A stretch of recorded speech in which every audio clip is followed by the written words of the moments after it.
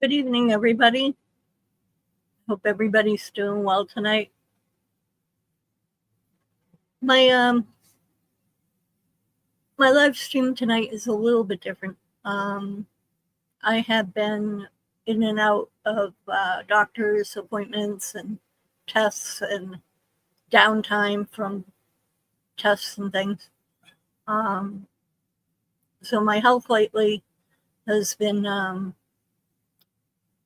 not that great. I mean, I'm not sick, sick as in pneumonia, like that sort of thing. It's more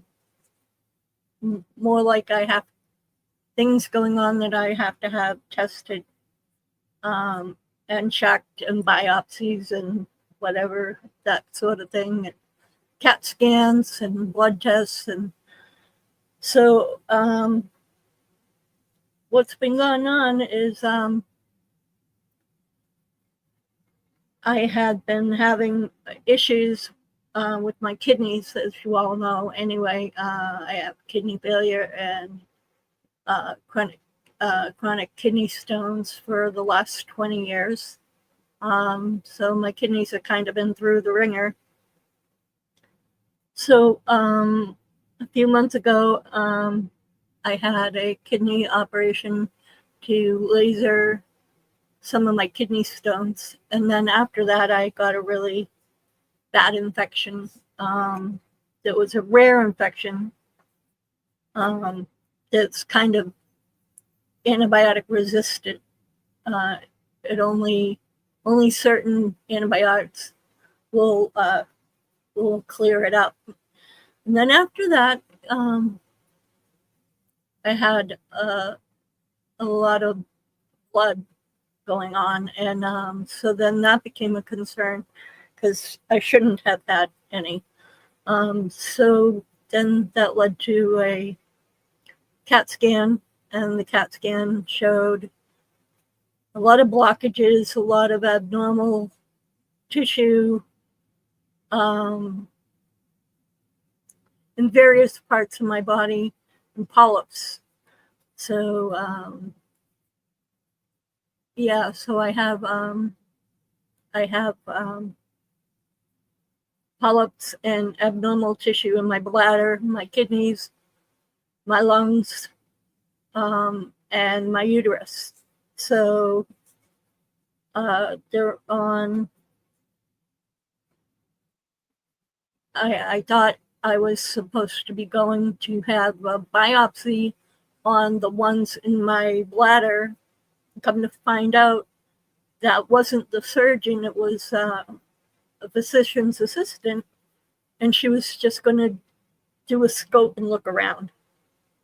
And I'm like, well, why do a scope and look around when the CAT scan says clearly the radiologist sees this. Clearly the dye is leaking into this area, but not going where it needs to go. It's being squeezed, deposited, and collecting in abnormal areas. So I made them consult with my surgeon. My surgeon was like, yeah, we need to go in and do this. Because I'm like, if it's the polyps got to go, the abnormal tissue, whether it's scar tissue or whatever it is, needs to be cleared up and go. And you have to take the surrounding tissue in case, instead of being benign, it's malignant. And it's all going on within a very short period of time. Within a couple of months, that all developed all at once. All the scar tissue, all the polyps, all the abnormal, whatever's going on, abnormal growth, has been within the last 2-3 months. And that doesn't necessarily bode well for it to be benign. So I'm fighting for my health care, basically. Because they should have signed me up. They shouldn't have scheduled me for a look around in my bladder when I had A, B, C, and D going on, that had they waited the next day and read the CAT scan, or read the test results of the CAT scan, they would have realized, no, she needs to have these removed. And that's what I thought they were doing, because why wouldn't you, right?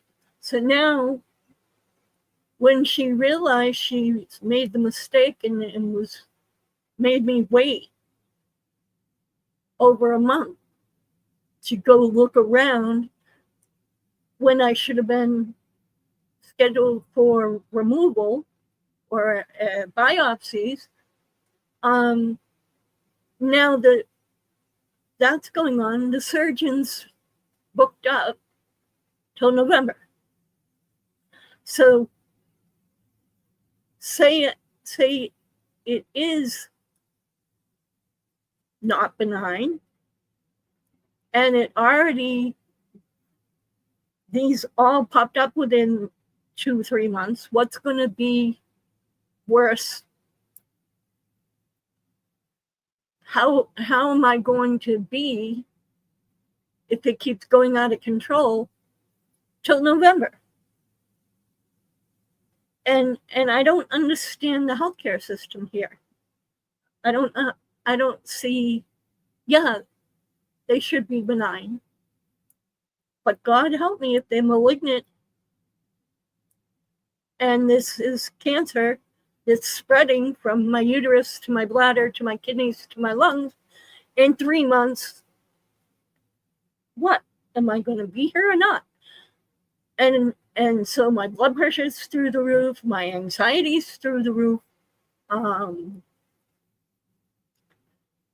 I'm kind of like a wreck, and people are like, well, why, are you sick? What's going on? How come you're disabled anyway? And I understand that. I understand that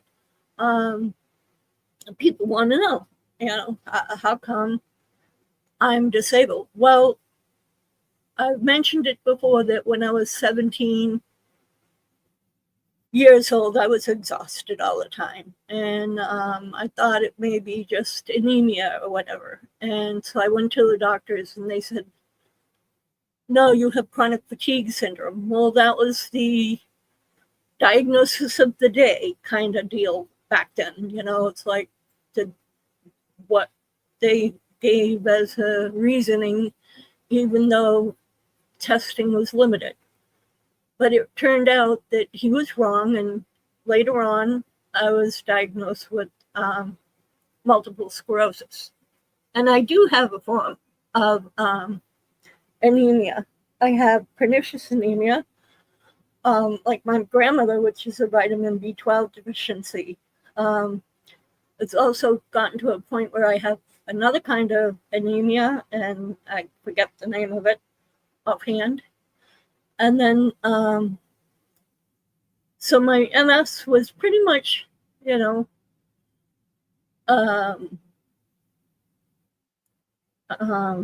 relapsing, remitting, and wasn't that bad.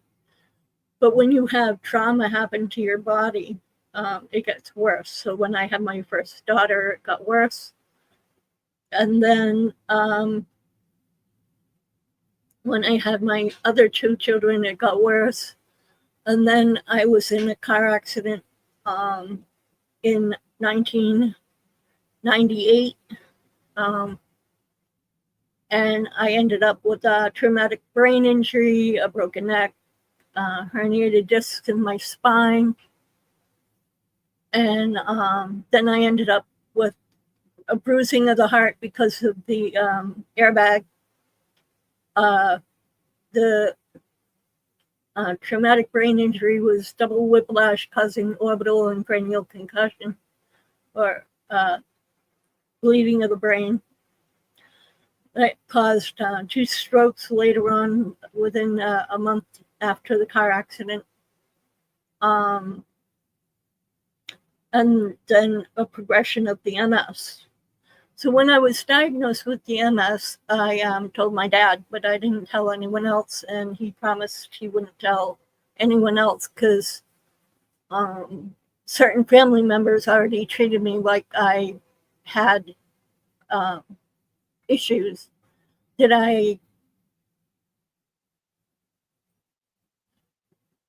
was slower than in most people. I'm trying to find a polite way of saying how they treated me, and there's really no polite way.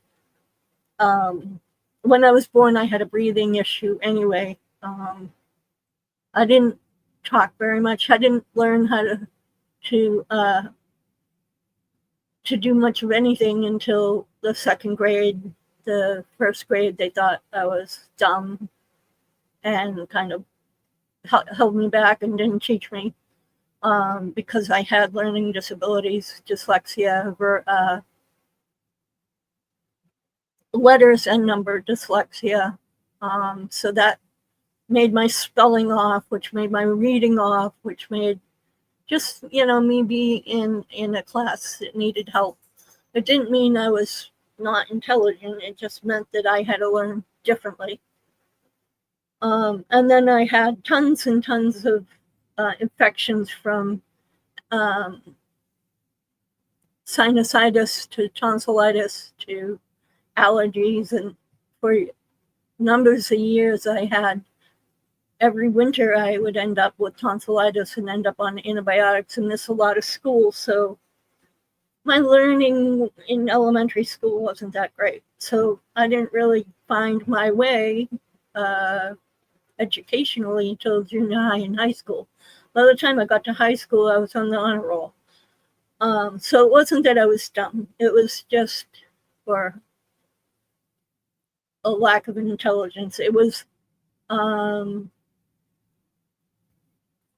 just I had to learn differently and had to have teachers who could teach me differently. So I went along. I had the MS, and like I said, my dad didn't tell anyone. I didn't want it known throughout the family because I was already treated differently anyway. So I didn't want to give them any more reason to think that I was less than I was. So I had the MS, and I had the anemia, and I had asthma, and let's see, and the car accident and all that. And then I found out that I had degenerative disc disease, scoliosis, sciatica. The car accident had put me in the wheelchair for 5 years, and I was out for a while and then back in the wheelchair again. And then I was diagnosed with Ehlers-Danlos syndrome when I got to Texas. So I have that high blood pressure, orthostatic hypertension, which means that when I get upset or sit up, my blood pressure is high, and then when I lay down, my blood pressure is low. And then I was diagnosed with COPD. Pretty much, let's see, and I have rheumatoid and osteoarthritis that I was diagnosed with after high school when I got hurt on the football field. And my knee was being taken care of. That's when he told me I had rheumatoid and osteoarthritis. So, pretty much I just am like a person who wore their body out. Because I did a lot of everything, hiking, biking, you name it, I did it. Horseback riding, heavy lifting. I worked in making furniture, lifting heavy things. Everything I did, waitressing, everything I did took a toll on my body. So then with the MS and everything and all the new medications and different things that they tried on me, it ruined my teeth. So I have no teeth. So now it's just a case of, I'm trying to think of how old I was when the kidney stones started happening. My kidneys started to give out 2003, I believe.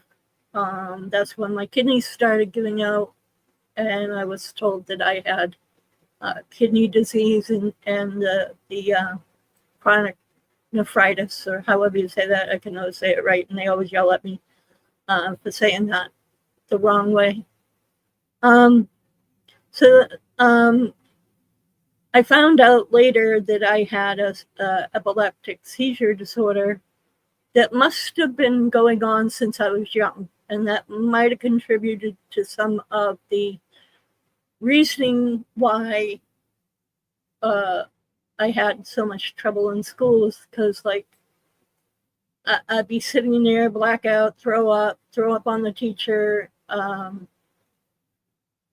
have convulsions on the floor. The teacher thought I was kidding, and I had a hard school life in elementary school. It just was like one thing after another. I had a few episodes. It wasn't that often. I had a few episodes when I was married. One time at the kitchen table, I had a seizure, and my face fell into my plate, or I fell into my plate, and was almost suffocated by my food. It was kind of funny, but not funny. It was roast beef, gravy, mashed potatoes, green beans. So basically, I almost drowned in gravy. Not funny. And then when I got to Texas, it was a case of it became worse. The seizures became worse. And so between Massachusetts and Texas, I want to say I got my Great Dane in 2000. I think it was 2003 when she started showing me that I was having seizures and helping protect me.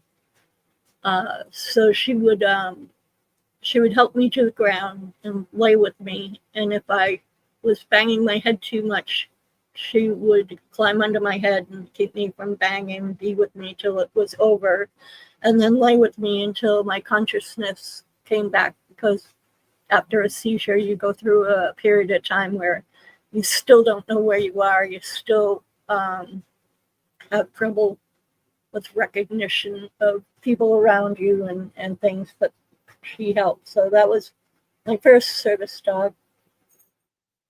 My second service dog was, my first dog was Maggie. She was Great Dane English Mastiff Boxer mix. My second service dog was Cuddles. She was Chihuahua Chinese crested mix, and she couldn't, stop me from banging myself, but she knew ahead of time, so could sense ahead of time when I was going to have a seizure, and would alert me so I could take my medication, because I was on medication at that time. And then she's since gone, and so Maleficent and Constance. Maleficent goes and retrieves my medicine for me. She will get me water. She goes and gets things for me. Constance will lay on me and ground me and comfort me. So they both kind of work for the same thing. She also, Constance will let me know when I'm having trouble breathing, and will warn me that I need my oxygen or whatever, because I have COPD. I don't know if I mentioned that, but I have COPD as well. I'm on oxygen at night. And sometimes during the day if I'm really bad. And I'm on medication for my asthma, for the COPD. Not on muscle relaxers or pain medicine or medicine for the spasms that the MS causes, because it works, but then it wears off. And I don't like taking medicine that just for the sake of taking medicine. I'm just, if it's going to not mask the symptoms but help, that's one thing. But if it's just masking the symptoms and giving me other side effects, then I'm not really the type of person to do that. I also don't take pain medication. I did originally, and it started messing with my liver, and it started causing me other health conditions. And I swear that's really kind of what caused my kidney failure, was the fact that, that I was on such strong pain medications in the very beginning, back when they, would give you medications for things like that without considering the side effects, or they would say, oh, well, that's not working now, let's switch to a different medication. Or, okay, you've been on this, now you got to switch to that so you don't get addicted. Let's switch to that so you don't get addicted. I'm like, I don't want to get addicted to anything. Take them away. I found that the pain was bearable and lessened if you didn't take the medication. But if you take the medication, you get your pain level down to a 2. And then they have to, for some reason, stop the medication or change the medication or the medication. You're up to 8 or 9 and you feel like you're dying and you're like, I need that medication. I live at an 8. But you can't, it's bearable. 10, 11, 12, they don't talk about 11 and 12, but there are 11 and 12, trust me. When you're on the ground flopping like a fish because you can't handle any more pain, that's an 11 and 12. But 10 is like when you just can't bear it no more and give me something, but you're still able to say, help me, give me something. And then 11 and 12 is you can't talk, you can't breathe, and you're just flopping around like a fish because your pain level is that beyond your body's capability of handling it. That's an 11 and 12. So I hover between a 7 or 8. When I'm down below that, that's like a vacation. I'm like, woohoo.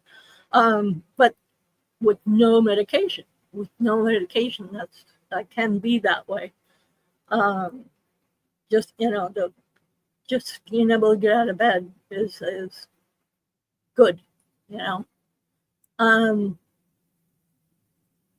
Yeah, so I have a ton of things that caused me to be disabled, a ton of health issues. I don't think if there's any I missed. I kind of went through them fast because no one wants to say what they have wrong with them. That's why it's called What You Have Wrong With You, not What You Have Right With You. It's called What You Have Wrong With You. And I don't live that way. I live, hey, look, I'm doing things. I can love people. I can smile and cheer people up. I can be an inspiration. I can tell people, hey, if you go on this cruise ship, it's going to be difficult for you, if you're in a wheelchair, to fit in all the restrooms or reach the water. Like I was on a cruise where I couldn't reach the water and ice dispenser in my wheelchair. That's wrong. They need to make it handicap accessible, not, oh, pardon me, well, during your cruise, but if you're reaching for the water, could you get me water too? Can you get me ice too? Do you know what that does to a disabled person's self-esteem? It's horrible. I don't want to ask for handouts. I don't want to ask for someone to help me to do something I can perfectly well do if they didn't have it so high and so far back. And I got long arms. I have long arms. So you can't tell me that they can't lower that water dispenser. They can't put the ice dispenser lower as well. They can't make just one portion of that whole setup. There's like 3 stands that have the ice and the water and the lemonade or the, the free drinks that you can have on a cruise ship. You can't tell me they can't make one at Handicap Heights. And that was my experience on Carnival cruises. Now, I'm not saying that all Carnival ships are that way. They may have changed them. I haven't gone in 5 years, 4 years, 5 years. But I'm here to tell you there are things on cruise ships, the gangplanks. I had trouble with my wheelchair. My wheelchair got broken on the ship. And I went to get back on an Aruba, and the guy at the bottom of the thing is like, let me push you. I said, you can't. My wheelchair will stall. It will shut off and lock if you push me. It's a safety thing so that if the wheelchair starts to go backwards, I won't go backwards and fall off the gangplank. It's made so that I can go at a certain speed that's safe for me. But he was impatient. He wanted me to go faster, and he didn't understand. The minute he grabbed the back of it and started pushing, that turned the wheelchair off. And then another guy who's also had to do with either the port or the ship came down the gangplank at the same time and pushed my wheelchair, which slammed me into the railing and caused a big, huge bruise across my arm. And then when I got up the top, the custom lady, the lady from Aruba Customs, gave me a hard time. So it's like, I'll never go to Aruba again. And it's funny because Aruba was one of the places I really wanted to go and explore. But just even doing an excursion, I couldn't even get to do an excursion. It would seem like the time there wasn't even enough, and by the time I got back, and then I was paranoid the whole, like, Rebecca and I went up to forget what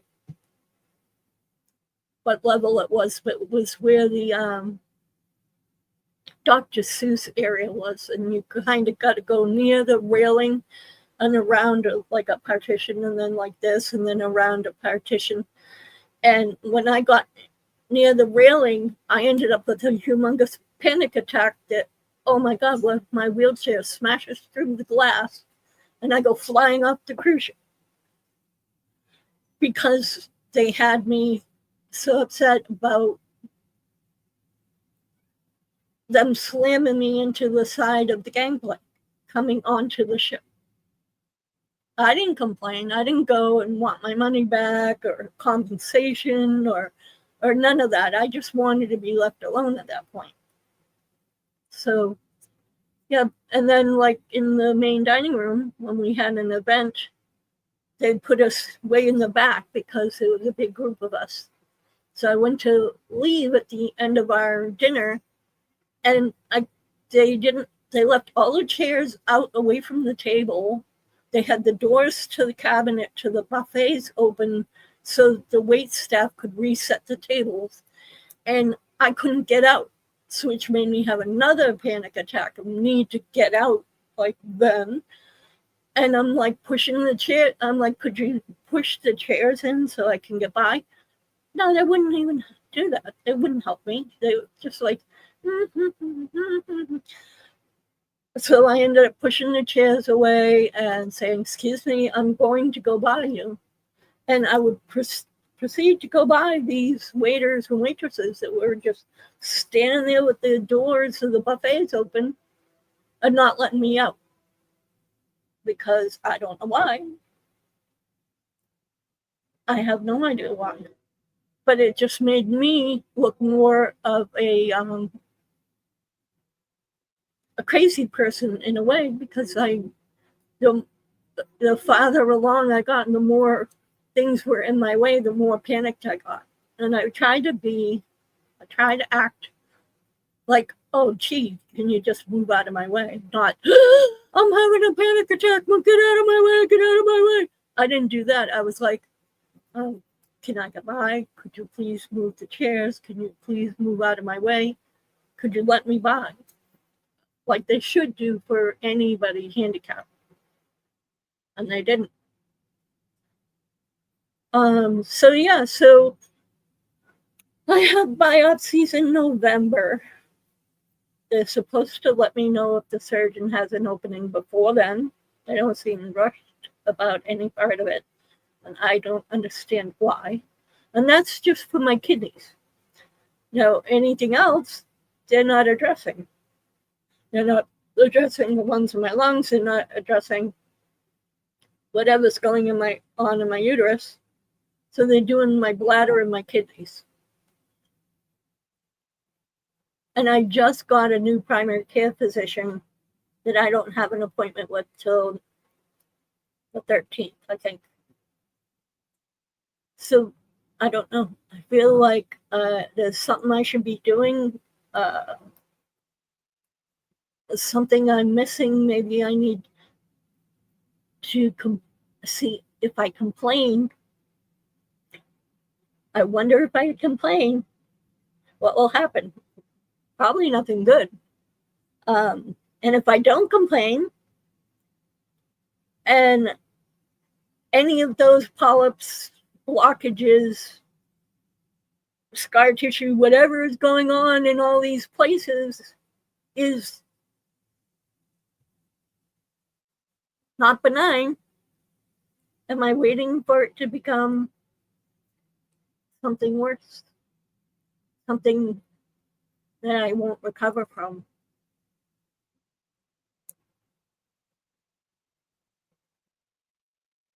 I don't know.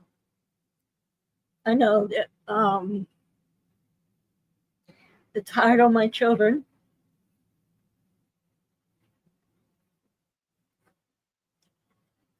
Rebecca goes with me to my doctor's appointments.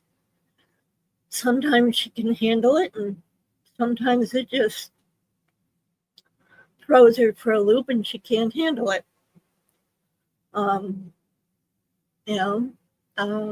My son, he can't get here. He can't help me. He's just, managing with his wife, and they've had some financial things going on that they can't be here or do anything to help me. All he can do is listen to me. And he's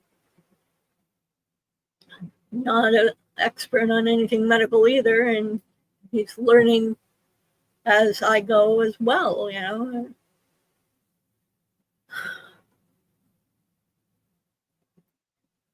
It's emotional, it's tiring. Some days, and I have diverticulitis, and the Ehlers-Danlos causes you to have eating, you can't eat things make you sick, or have an upset stomach, or cramps, and the whole spiel. So you're not always able to eat. Well, you never know what you can eat until you eat it, and you go, oh crap, I shouldn't eat that. That's not healthy. Like tomato sauce. Don't eat tomato sauce when you have diverticulitis. I heard don't eat popcorn. That will go right into the holes, into the little divots, and make it inflame even worse. I mean, I can drink water and the diverticulitis hurts. It's, I don't know.